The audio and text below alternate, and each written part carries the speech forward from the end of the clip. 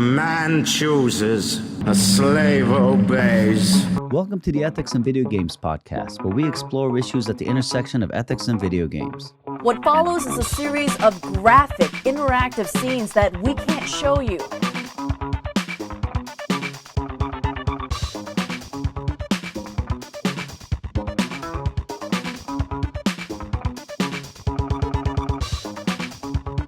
All right, welcome everybody.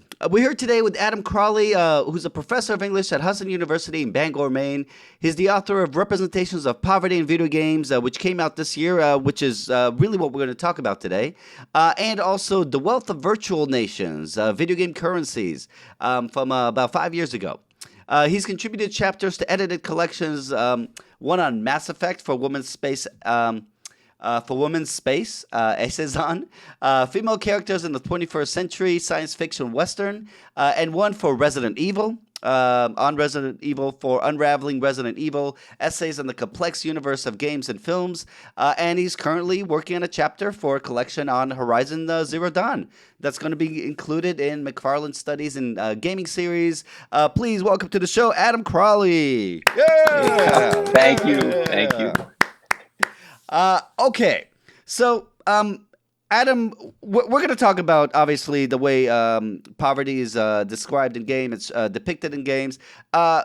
Games in the game world show us a lot of things, right? Among them, we see people living in poverty. Why should players or game companies care about how poverty is represented in games? Honestly, it's one of those things I've never really thought about before.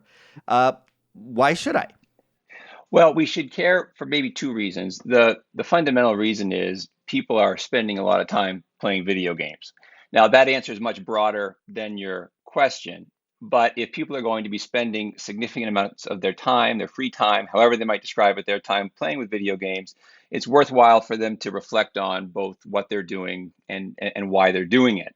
So if we kind of start with that, the issue of poverty and its representations in games is an issue that might be of interest to certain kinds of players and certain kinds of developers.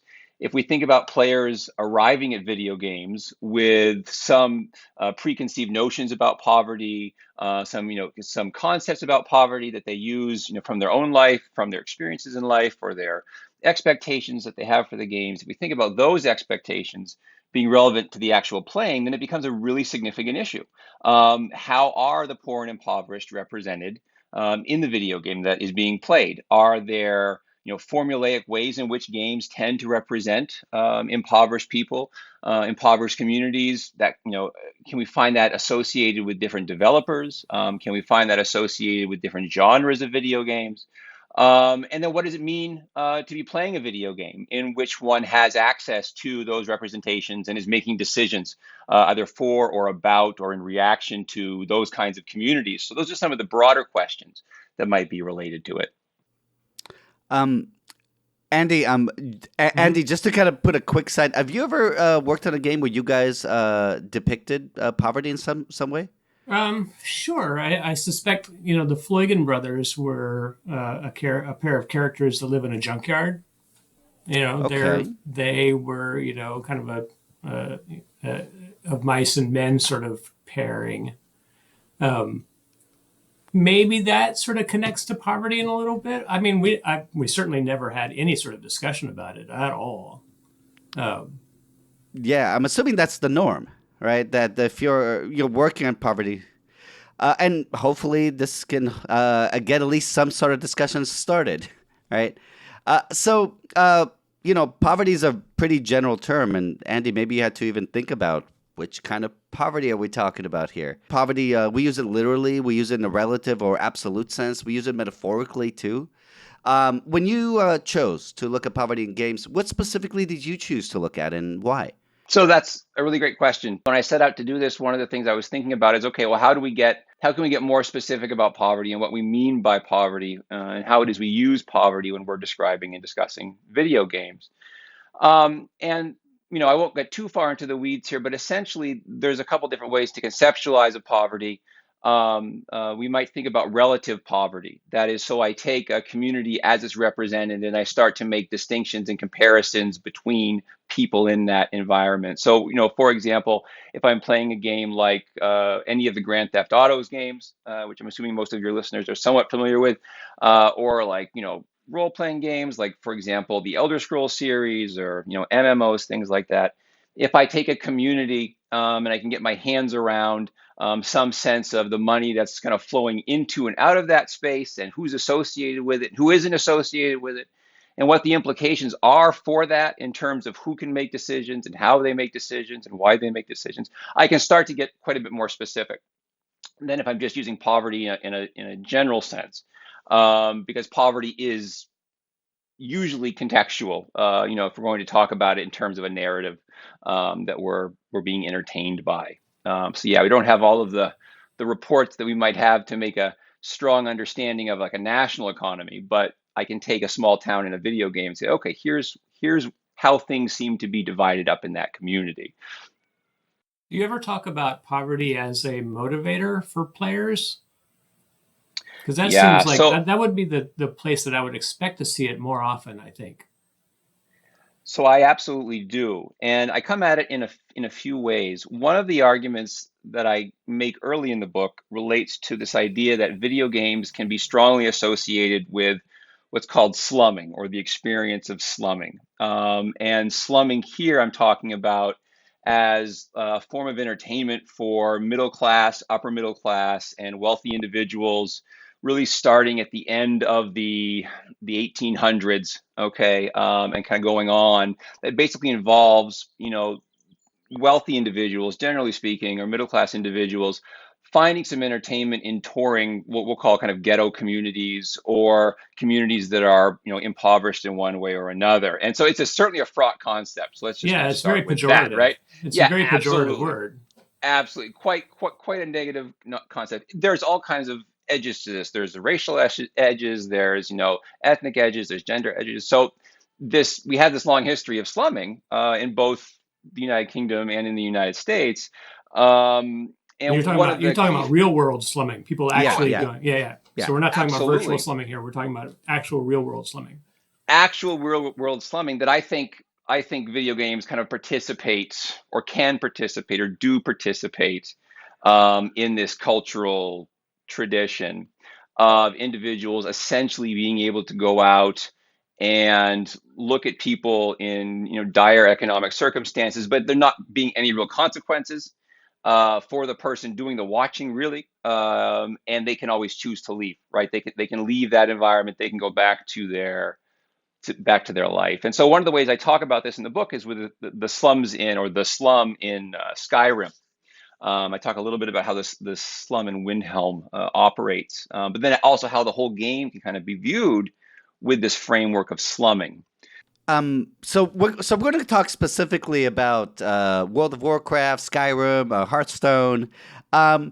It's interesting. I was thinking actually of whether the original GTAs, or I was maybe thinking about the second one, where you get to go into the hood in South Central. If even that was a form of slumming, does that kind of fit in with what you have in mind? I think it does, although I have to say I'm less familiar with GTA 2 than I am with GTA 3. But I think, as far as I understand the series, it absolutely does. And the GTA series was really at the heart of an essay that kind of got me moving down this line. There was a piece by James Paul Gee in which he's trying to imagine the Grand Theft Auto series. He's trying to imagine San Andreas, the Grand Theft Auto San Andreas, with kind of alternative actions that wouldn't be as focused on violence or destruction. So he has this comment like, you can go out and take photographs of people instead of shooting them, and you can deliver packages instead of bombs, and that kind of stuff. But this idea, yes, that I can absolutely go into a kind of economically distressed neighborhood, mess things up, and leave, and it's largely consequence free for me, right? Or it's just solely entertaining.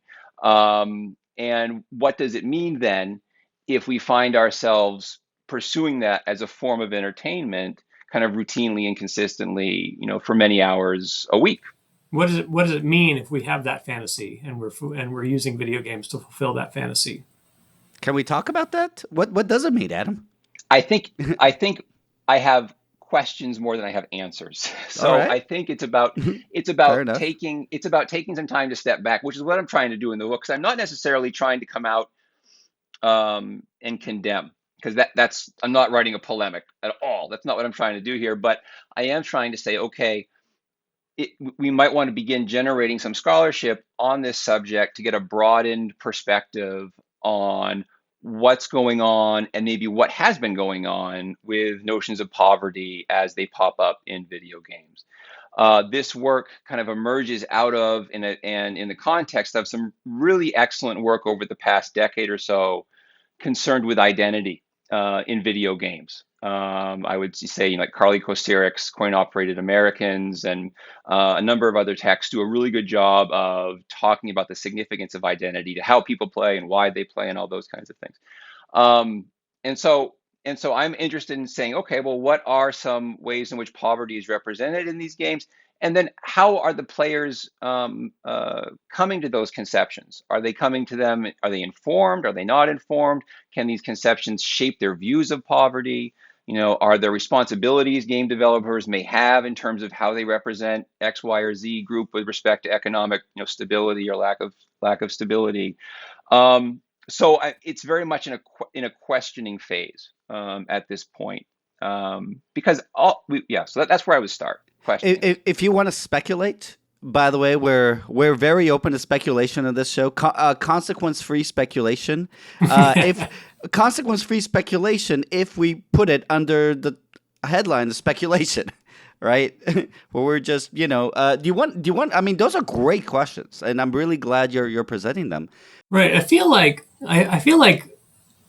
from a standpoint of somebody who's been in development and done this, we just tend to use these tropes as shorthand for things that we sort of hope that people just sort of culturally understand, right?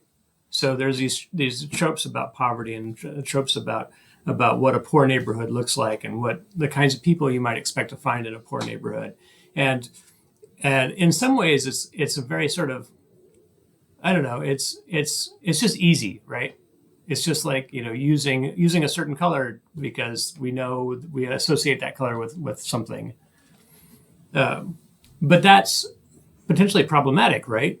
Yeah, absolutely. There's this interesting concept from a writer named Alexander Galloway from the early 2000s, and he talks about what happens when you're playing a video game that represents a world that's similar to the one that you live in. Right. So he makes this distinction essentially between playing Call of Duty, representing a war-torn region that you don't live in, and then playing Call of Duty when you live in the region that's actively being destroyed in the game, right? So there's this question of the second player arguably has a very distinct experience with the game with respect to the first, for whom it's all kind of fantasy and entertainment potentially.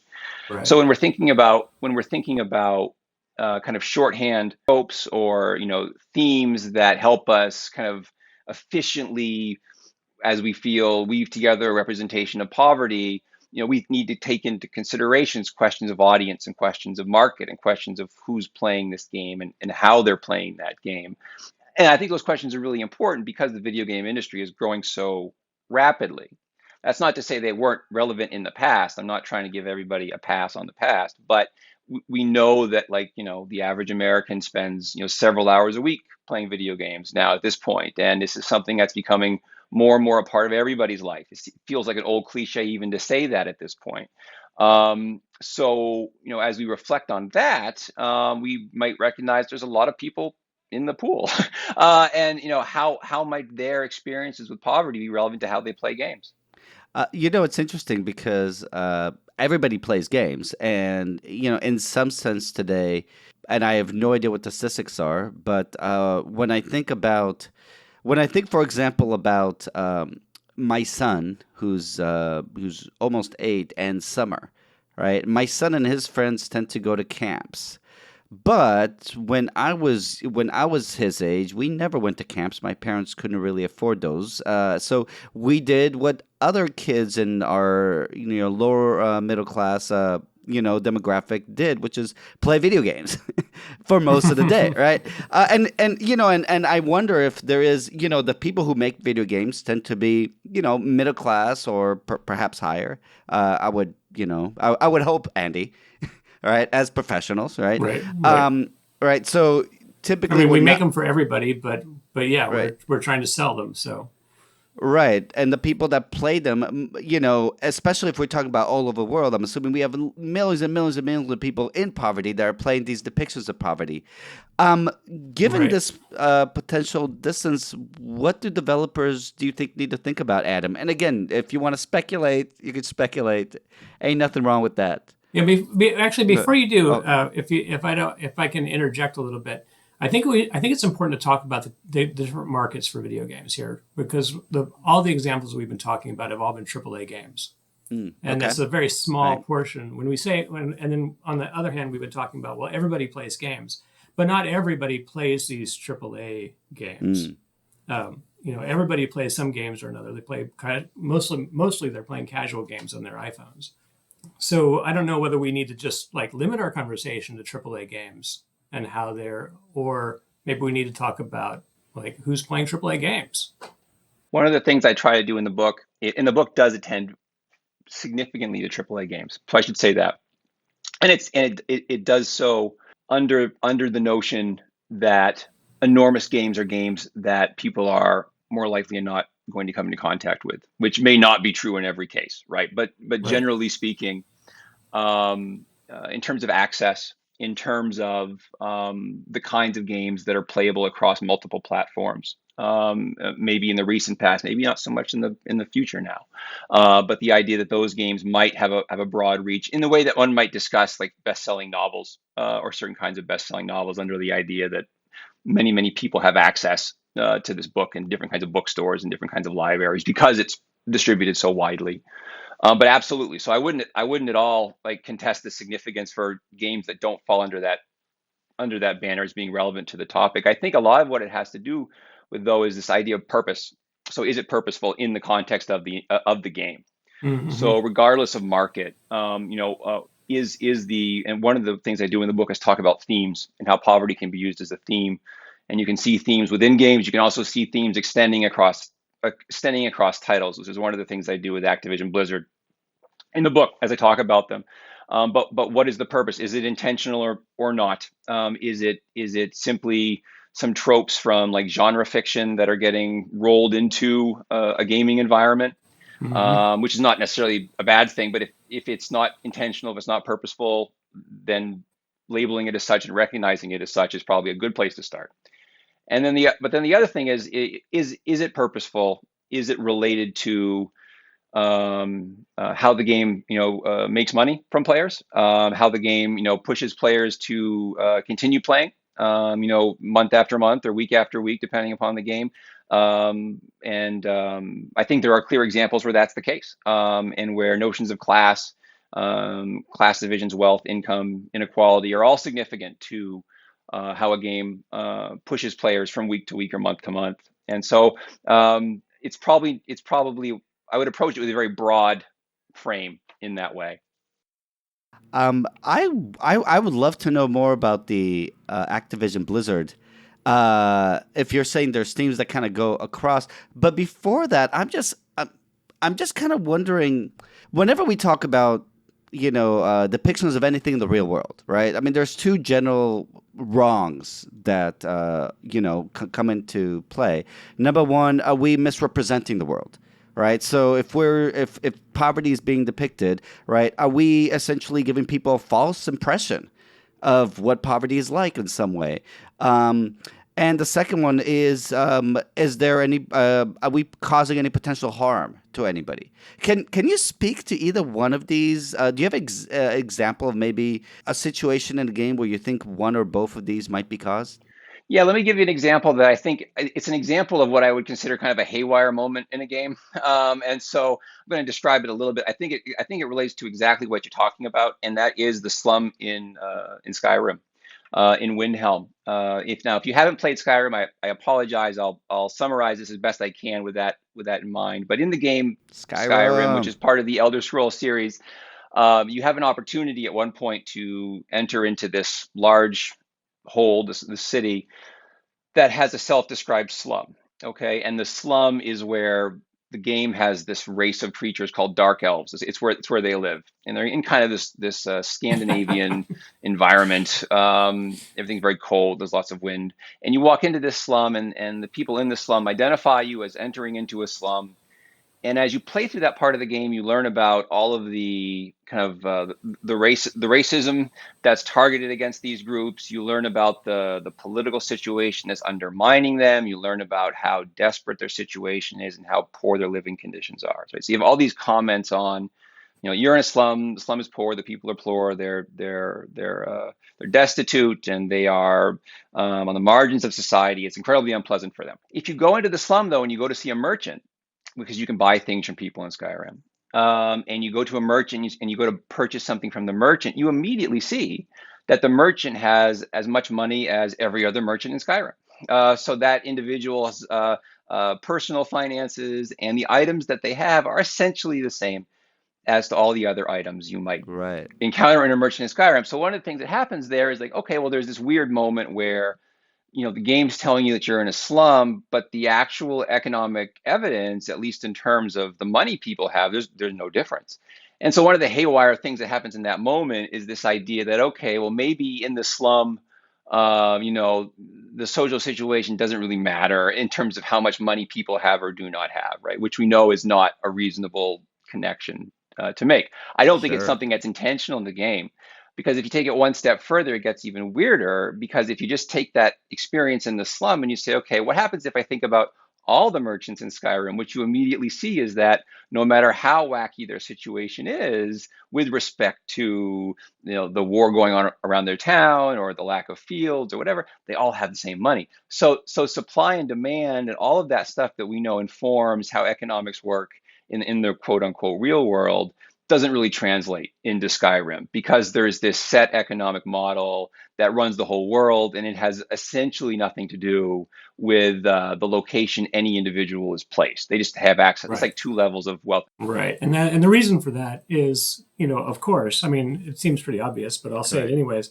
The economy in Skyrim is built on the player and focused on the player, and is going to be whatever the player needs at the moment for it to be. And it's not going to be based at all on the world. So there's two different worlds happening, right? There's the world that's focused on the player, and then there's the background world that's, not focused on the player. Absolutely. One of the things I pursue in the book in that exact direction is this, and I use this phrase, the player's act of play. So really focusing in on the moment where the player, with their own economic background and reality, comes into contact with the game with its own agendas and themes, and the player has to make decisions. And the player makes those decisions, makes those actions based on the opportunities the games provide, right? Mm-hmm. And that's the moment to look at. And I think what you're describing is exactly, seeing that disconnect, those two worlds, is exactly that experience. It's keeping in mind that the game is player-based, but the game is also trying to draw out this incredibly detailed new kind of world. And when you do those two things, there are some things that don't come together quite, they don't overlap.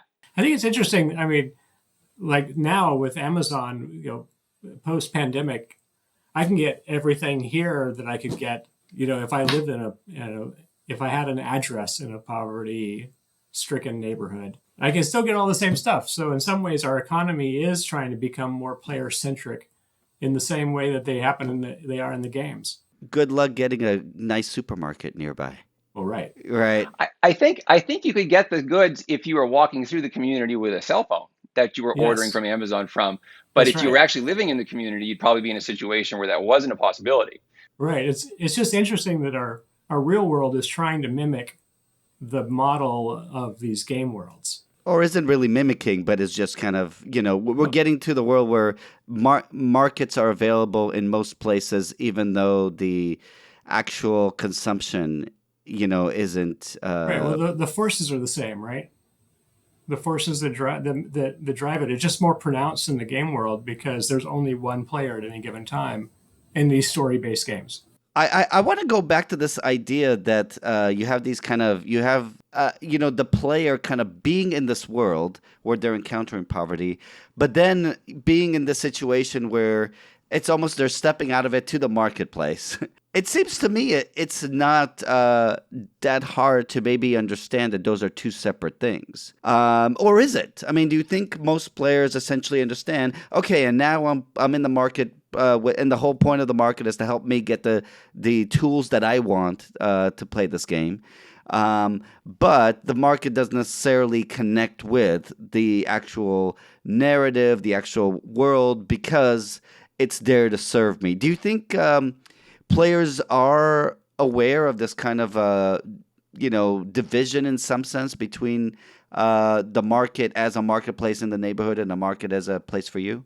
I think there's a couple things going on. So I think if you have a great deal of experience with video games, that's a pretty obvious thing to see. I think if you don't, it's perhaps quite a bit more challenging to see. So, for example, I might compare, not to do Skyrim examples to the death, but if I was to compare, say, like The Legend of Zelda with Skyrim, if I'm playing The Legend of Zelda and I'm moving through that world, Hyrule, there's like essentially no evidence of any kind of economy other than when I walk into some kind of weird shop and there's somebody who has these rupee price items that don't really make any sense at all, Right. in terms of how they're valued or why they're valued the way that they are. If I'm playing Skyrim, I'm walking through fields and I see farmers and I see smiths and I see different kinds of shops. And so I see this vibrant economic system represented in the game that stops, that has a hard stop as soon as I start to talk to a merchant and get a good from them. But that kind of stuff isn't Right. as prevalent, I would say, in maybe uh, games that I might identify from the 80s or the 90s, maybe even also. If I've been playing video games as I have for like 4 decades or so, right? That I think is pretty obvious to me, or could be pretty obvious to me. But I'm not everyone. So there'll be a lot of people who are kind of just entering into playing games, just beginning to have their conceptions of games kind of solidified. And so it may not be as obvious to them. That might be something that is, or any real experience with going into shops by themselves or for themselves as well. I mean, that's also part of it too. It's like actual experiences purchasing and selling and acquiring goods and things like that. Which, if you're really young, it's a lot harder to find people who have a lot of those experiences, but they may be playing video games too. So I really think the idea that the experiences of the player are key to understanding when this is significant and why and how it is significant. Do you think that there's ever a situation where the way we depict poverty in video games is harmful? And I don't know if you want to answer that now or if you want to wait till the end for that. Well, the short answer is yes. So let's say yes, so that we're not beating around the bush, right? And the beginning of my answer is one that other people have voiced. But if video games are meaningful, right? If video games communicate meaningful concepts to players, then we have to be cognizant of the fact that what they can communicate could be harmful or beneficial, right? So video games can speak to people in ways that are potentially constructive, and they can also speak in ways that are potentially destructive, right? And so when we think about poverty in a video game, to the extent that it capitalizes on damaging stereotypical views of individuals, is certainly destructive, or potentially quite destructive. How is it destructive? Well, it's destructive as the game is being played. We can talk about that because it's relevant to what the player does and how the player does things. And if they're participating in the fantasy and perpetuating the stereotypes, you'd have to say yes, that's somebody acting in ways that allow them to be entertained by destructive stereotypes, right? And I think you can find a lot of those. I think, as someone who enjoys playing Grand Theft Auto games, it's pretty obvious that games that capitalize on ghettos, or what we might describe as ghettos, and exacerbate issues in ghettos and do that as a form of entertainment, kind of primarily, you might say, okay, that's one thing this game is doing. Is it all that game is doing? Well, probably not. But if that's all the game is doing, then I think, yeah, you could certainly say this is a destructive force in the world, right? That's possible. I think it's always a lot more complicated than that, though, because I don't think developers who want to make much money are only going to sit down and say, what's the worst thing I can do with poverty in a video game, or what's the most destructive, stereotypical, thing I can do, and let's do that. Like I'm gonna hold that off as probably not the case. But Yeah, for but sure. to the extent that games enable or promote unintentionally, but probably more so intentionally, negative cultural stereotypes around poverty, I would say you would be fine to identify that as a destructive force. Can we talk about this? So we talk about negative cultural stereotypes about poverty. Can you get more specifics about that? And being that you're literally looking at depictions of poverty, so what specifically are we talking about? Sure. I want to take it for a second and remove it as much as I can from race and ethnicity. Okay, so I want to start with a class-based, which is not, you can't separate these things necessarily, but I just want to try to do it that way. And I want to do it with World of Warcraft. Okay. Great, let's do it. So when I start playing World of Warcraft, or most builds of World of Warcraft, let's just say I'm playing a human character, an alliance human character. This is actually true for all characters, but it's easiest to talk about with humans. Or alliance characters in general. So let's say I'm creating a character in World of Warcraft, and one of the very first things that pops up as I'm doing my name and how my character looks and all that kind of stuff is a representation of my character with like all of this incredible clothes and weapons, and they have all the magical items. There's this image of your character kind of standing there with like the giant sword or the huge staff or something like that. They look really powerful and intense. And the second or so you get a little bit further into that character creation process, they rip all that stuff away, and your character is presented with wearing what are essentially kind of like rags, right? Or like kind of like farm clothes, as I might kind of big air quotes around this, but that's kind of the way, because you're putting in an agrarian community. So there's this sense of, here's this grand character that you might create, but here's where you are now, and your job Right. is to get from here to there, right? Or to start making movement back in that direction. The same thing happens. Another example of the same thing happening in World of Warcraft is same scenario. You're first shown this great developed city of Stormwind, right? You're kind of flown over the city. You see the castle and all the public spaces and the armaments and the army, the guards, and all that stuff. And then you immediately fly out of it and you land in the Northshire garrison, which is, by comparison, nothing like the kind of grand environment that you were just in. So again, you kind of have this experience of, here's grandeur, but here's where you are. And then you're asked to make your way back, or you're asked to kind of pursue goals, pursue opportunities that allow you to develop what you have, what you wear, how you present yourself in the world.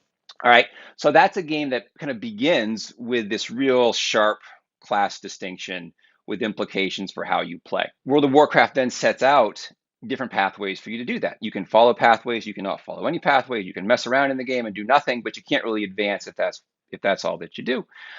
So as you're thinking about poverty in a game of World of Warcraft, what are the avenues kind of away from an apparent impoverished state towards a grander state? What are the pathways?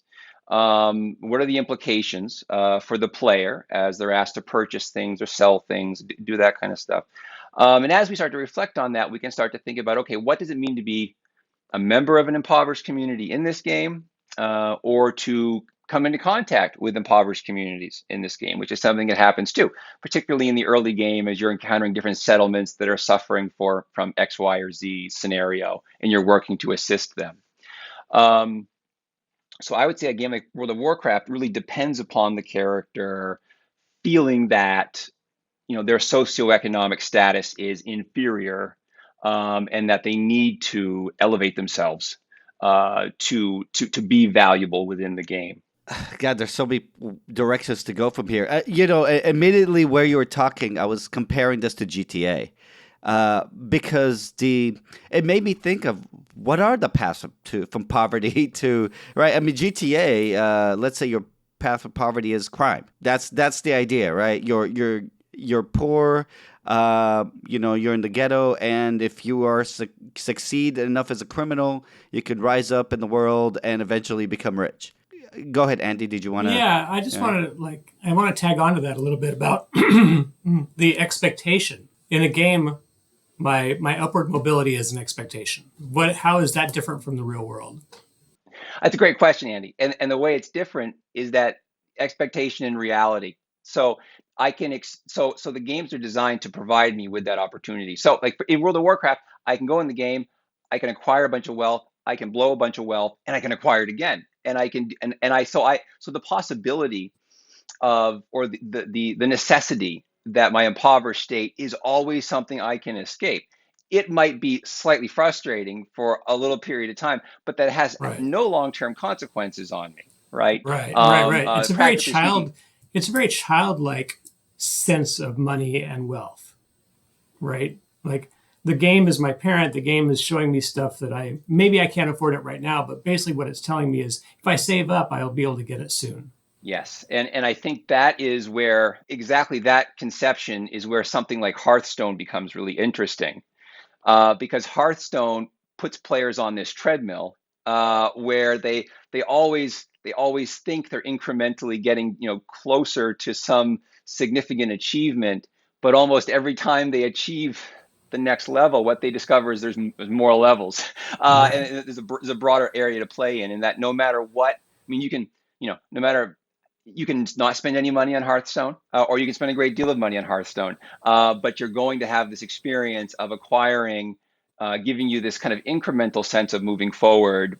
But again, there's always new goalposts. There's always new things you're being asked to achieve and acquire, which you can see in World of Warcraft as being very significant to how the game develops over several decades. You can see it emerging in discourse around Diablo, for example, the difference between ways in which people were talking about like Diablo originally and like maybe even Diablo 2, but now it's all focused on like end game content and how many times can I replay this game and how can I keep getting the next item that gives me 0.1%, more A, B, or C. That whole treadmill that takes that childish, it really exploits that childish fantasy, right? Because Yeah. childish fantasies, I get something I wanted, I have it, hooray! Like, but the games keep asking you to invest more and more time, which is not necessarily bad, but just noticing how this is done, I think, is important. Before we hit this, I kind of want to go back a little bit to this idea of when we look at the real world, right? We assume that people with poverty, of course, want to, move up in the world, right? And it's interesting we even use the term "move up in the world," right? Which seems to kind of signify move up and out of poverty. And in a game-like setting, right? So it's like, where's your journey going to go to, right? And in a game-like setting, it seems that it's easy to make it something like you overcome obstacles, and the obstacles are usually, let's say, getting rid of enemies. Seems like, again, it's such a practical way to overcome obstacles, right? Again, going on missions where you're again, going back to GTA, right? Going on missions where you're essentially committing crimes, killing people along the way. That seems to just be a really easy way to do it. And when we think of moving up, the consequence of this tends to be acquiring more stuff, right?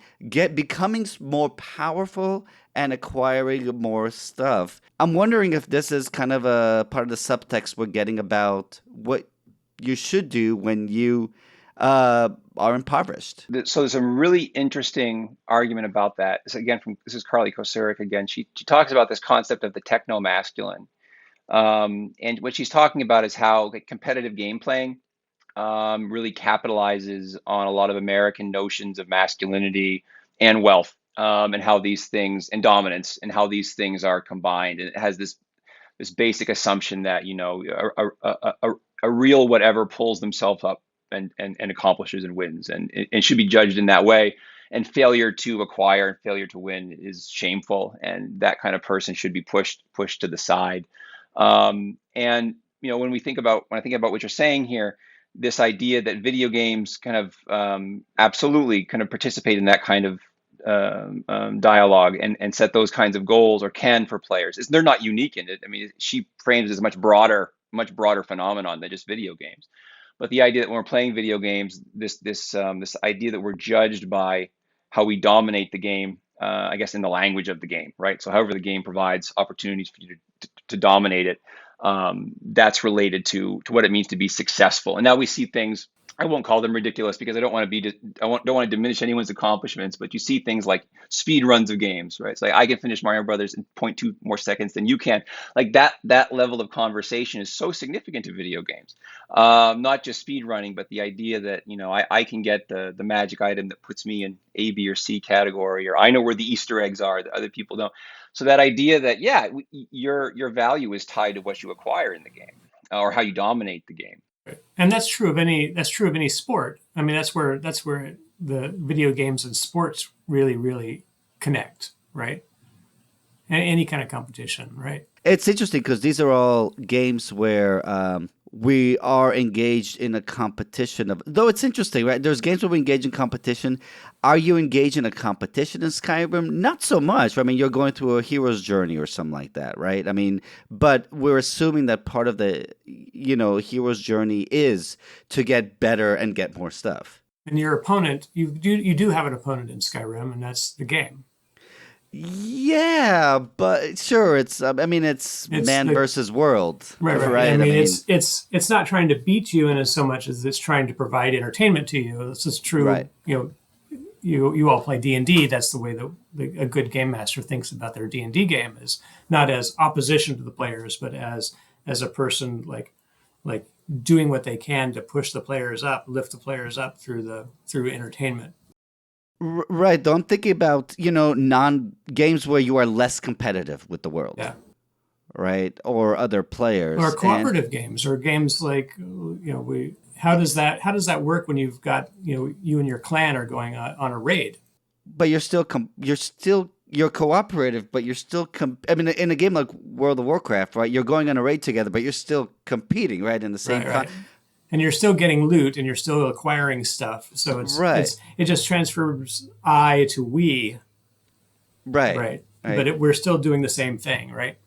Adam, are there any games that deal with? So, is there a difference where you got like cooperative games or games that are, I don't know, world builder games or anything like that engage with poverty as opposed to the kind of games you've talked about so far? In terms of alternative representations, representations that might not have a kind of strong slumming connection, the book focuses primarily on those kinds of experiences.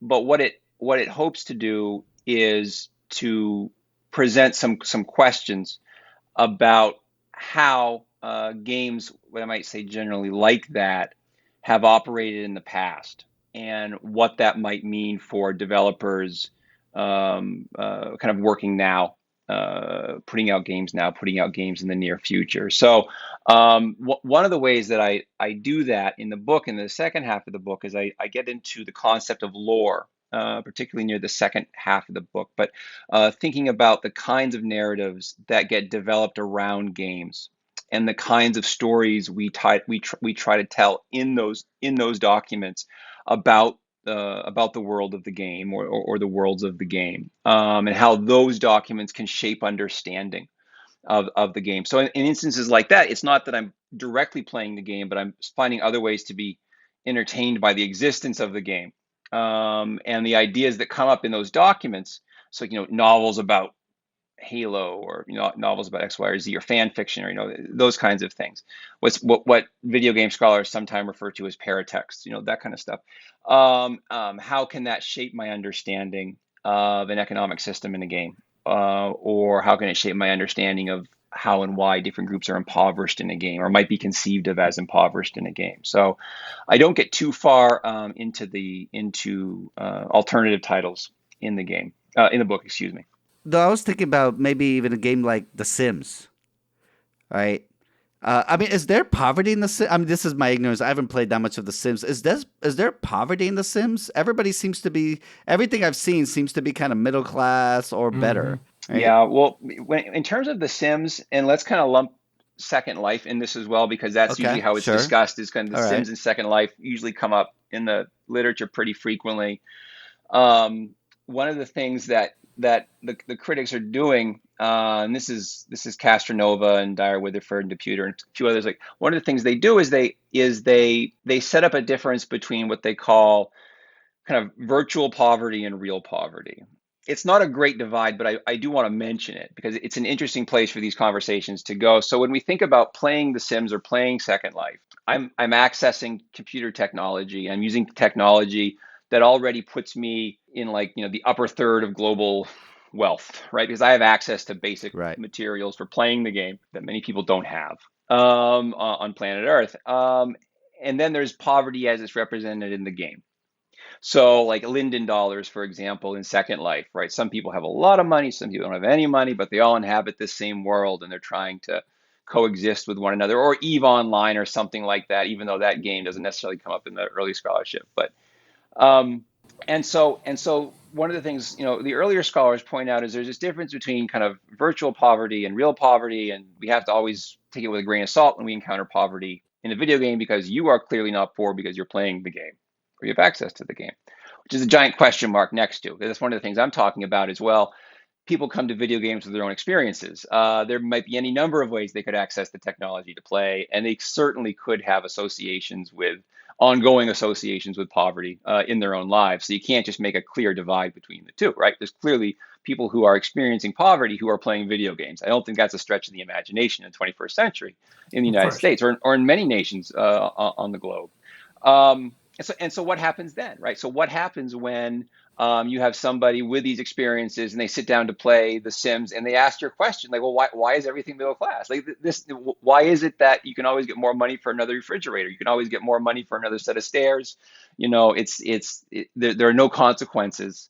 Long-term consequences for your economic decisions. Is that profoundly alienating? Is it, does it just push some people right out of the discourse altogether because they find it so alienating and so estranging to engage with that kind of world when these issues are so significant to their daily lives?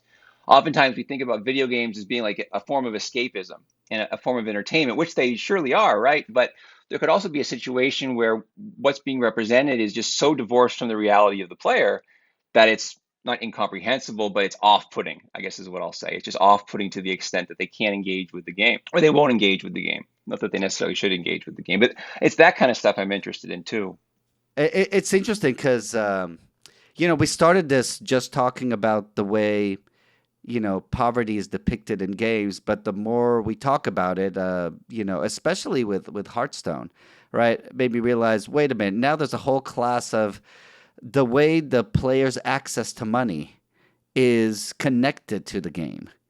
So poverty is, and I don't remember the kind of term you used here, but the relationship to poverty can be within the game and with from outside of the game to what's going on in the game, and that one seems at least as important. So obviously we've talked about things like pay to win, right?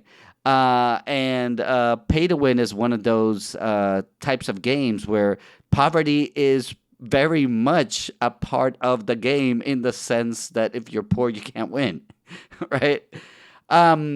Yeah, and just out of curiosity, do you have anything more to say about those kinds of situations? Well, they're intensely weird, so let's start with that. Okay. And I think you can see the weirdness around it. Not to take a hyper relevant example, but Diablo Immortal, right, which shows up and blows up immediately because the discourse around the game, at least in its opening weeks, is, well, you'd have to spend like $100,000 to purchase and max out the character that you would want to play. So economically, this game operates way beyond the realm of 99.9% of people who would ever choose to play this game. Like economically, the game's logic breaks down fundamentally. It's so invested in that wealth gap that it collapses under its own weight.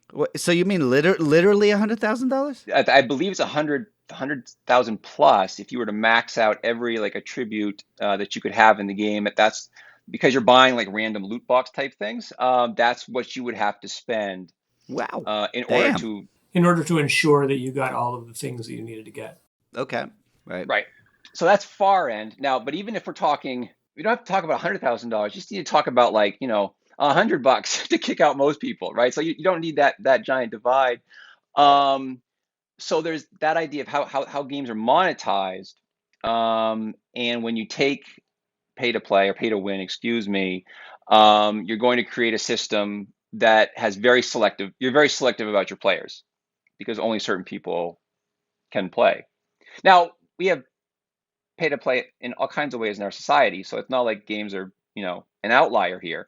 It's just I think people are just noticing it more as the market for games matures. And when you look at a title like that, like if you look back at like the controversy around Diablo 3 was that it wouldn't load, and that caused people to go nuts. Two iterations or one iteration later, the controversy around Diablo is no one could afford to play it. Like so that those shifts are really interesting. I think, in terms of how they can shape fan bases and player bases.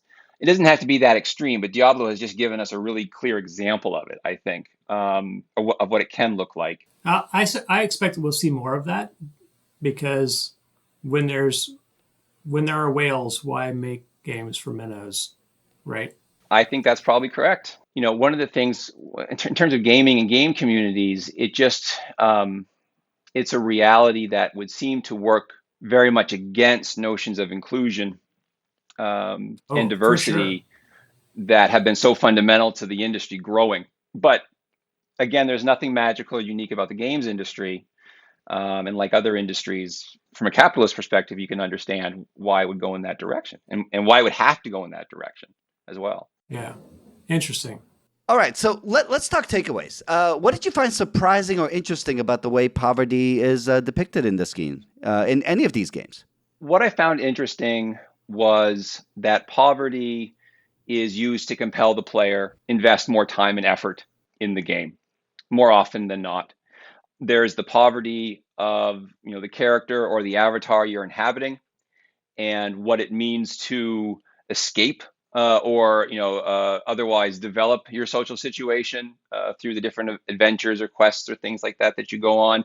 And so you have the possibility to change. And I'm talking broadly here, and it's not particularly fair, but in terms of the games I talk about in the book, you have this ability to develop and move on in life. And what I found is that it's interesting. That's very often the case that the communities you move through cannot do that. So the individuals in those communities, sometimes they're just window dressing, sometimes they're thematically significant, all of that kind of stuff. But oftentimes there's this sharp divide between what your character can do and what the communities you're encountering can or cannot do. And that to me goes back to this idea of slumming. It plays into that theme of I'm touring these people, these encampments, these villages, and they are the way they are. I am not. I can leave. I can develop. I can go do X, Y, or Z. I found that to be interesting. I also, as part of the writing and as part of the thinking, found myself to really appreciate other people who have written and thought a lot about video games, who are reflecting on what we're doing with the time that we're spending with games, because the hour, the 2, the 3, the 5, whatever that people put into playing the game is time that they're not spending elsewhere in their life, right? They're not doing other things, which is not necessarily bad. But the question is, what is the quality of our experience? How is this deep investment benefiting me individually? Is it purely entertainment? Is it more meaningful than that? But not that entertainment isn't meaningful, but why? But why am I spending so much time doing this? Those kinds of questions I think are significant. And so, work that does that I find to be particularly meaningful. And then kind of finally, the last thing I like to see, because looking back on a couple of companies now that have been producing games for several decades, is I like the opportunity, or the one takeaway I have is to see consistencies across games, to see how choices that have been made about wealth and its acquisition or the struggles to acquire can resonate across multiple titles. And I find that really interesting when those are associated with one developer, even though developers change in dramatic ways over the years. It's not a monolithic entity, but the idea that a company would keep going back to a certain kind of storytelling intentionally, repeatedly, sometimes exclusively, I think is noteworthy and can be useful when we start to think about why we like the games that we like and what we hope games can become. Can you give a good example of a series from a developer that you find noteworthy that way? I mean, I would love to look at these games through that lens. I'm gonna go with Blizzard again. But if you go back and look at the early racing games, some of the early car racing games, and the kinds of decisions that you have for acquiring, like better engines for your car, better weapons for your car, and you move into the Lost Viking series, okay, and then you go Hmm. into Diablo and the World of Warcraft series. One of the things I have found, other people may not see it the same way, but one of the things that I have found is that there are all these associations between acquisition and death and failure. Mm. And so you're given these kind of challenging environments to navigate, and you have to make the right purchasing decisions. In the early games, you have to make the exact right decisions in order to move into a new environment.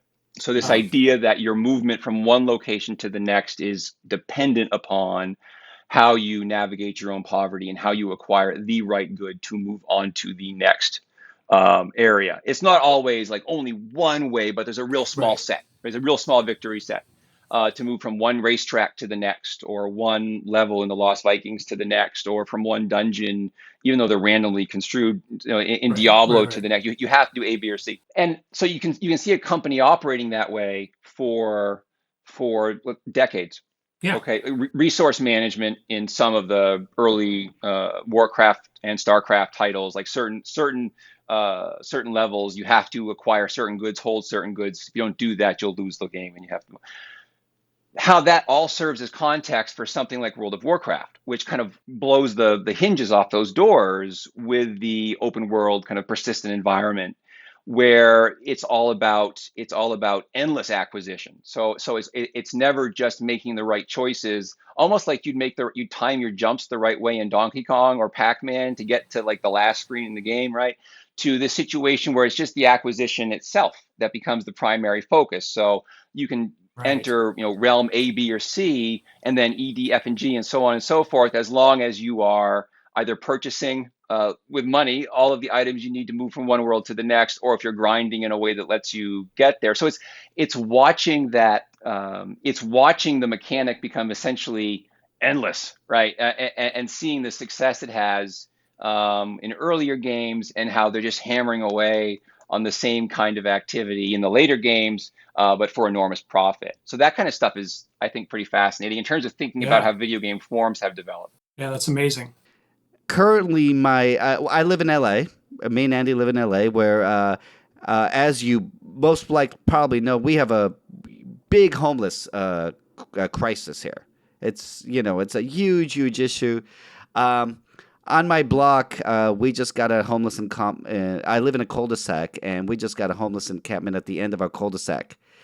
And my neighbors are urging us to do, and the homeless people started a fire there yesterday.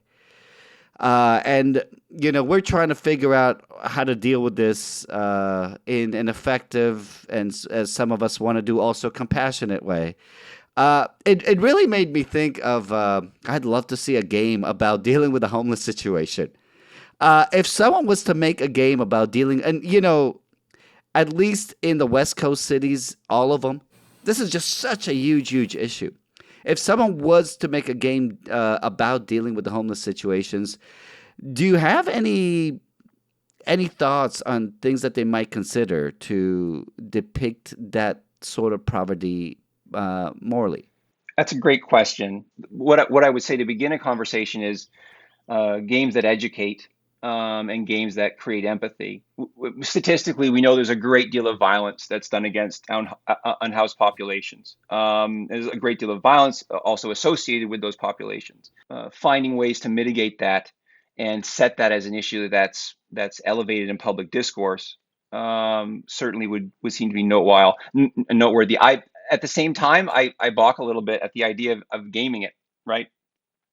Because again, there's if it's an effort to educate and inform and inspire action, I think that's going in the right way.